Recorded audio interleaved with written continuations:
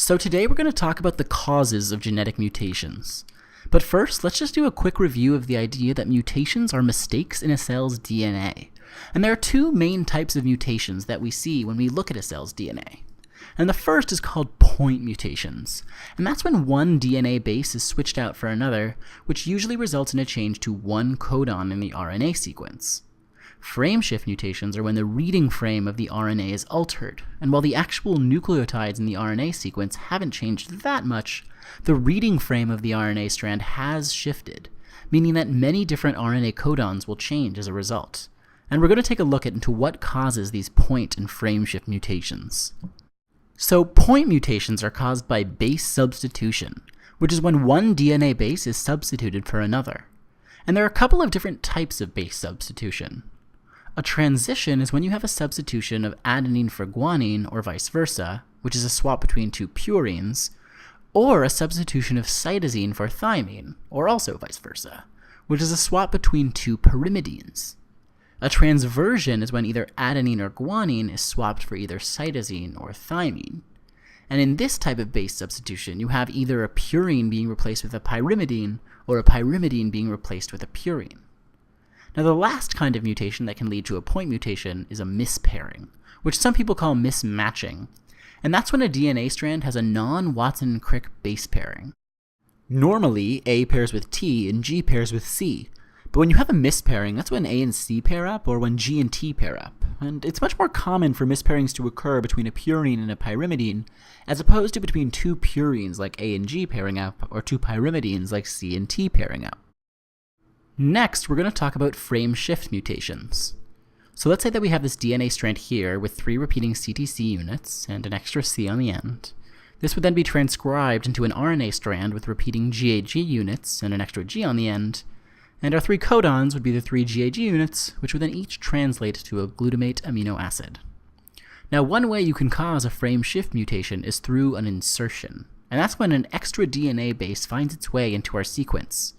So here we have this extra cytosine base that I've underlined falling into our sequence, and this additional C base would lead to an extra G being thrown into our RNA sequence, which would then shift the codon reading frame of our RNA strands during translation. So now, instead of 3 GAG codons, we have just 1 GAG codon and 2 GGA codons, with 2 extra bases on the end. This would then code for 1 glutamate residue and 2 glycine residues instead of 3 glutamates. The other way that you can cause a frame shift mutation is through a base deletion. So in a deletion, we drop off one of our bases from our original sequence. So here I've dropped that first thymine base. And this would also result in a shift of the RNA reading frame.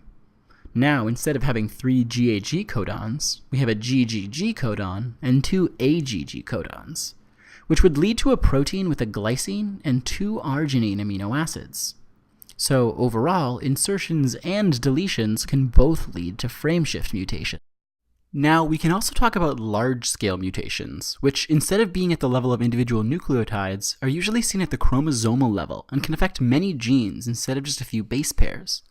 So first, we'll talk about translocation, which is when a gene from one chromosome is swapped for another gene on a different chromosome.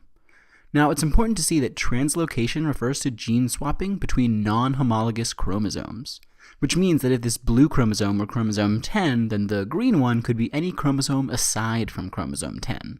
And this is what sets translocation apart from the process of crossing over that occurs during meiosis between homologous chromosomes. The next large-scale mutation we'll talk about is chromosomal inversion, and that's when 2 genes on the same chromosome switch places. So here, our green and blue genes are being swapped and end up on different parts of the chromosome after the mutation. Now, since both of these mutations don't always affect the individual nucleotides coding for a gene, it's important to see that many of these types of mutations affect how a gene's expression is regulated, in addition to changing what the genes actually code for.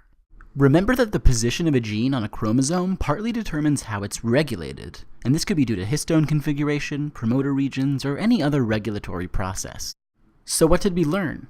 Well, first we learned that small-scale mutations affect DNA at the nucleotide level. And of these small-scale mutations, we have point mutations, which can be caused by transitions, transversions, and mispairings. And we also have frame shift mutations, which can be caused by insertions or deletions. Next, we talked about large-scale mutations, which affect DNA at the chromosomal level. And the two large-scale mutations we talked about were translocation and inversion.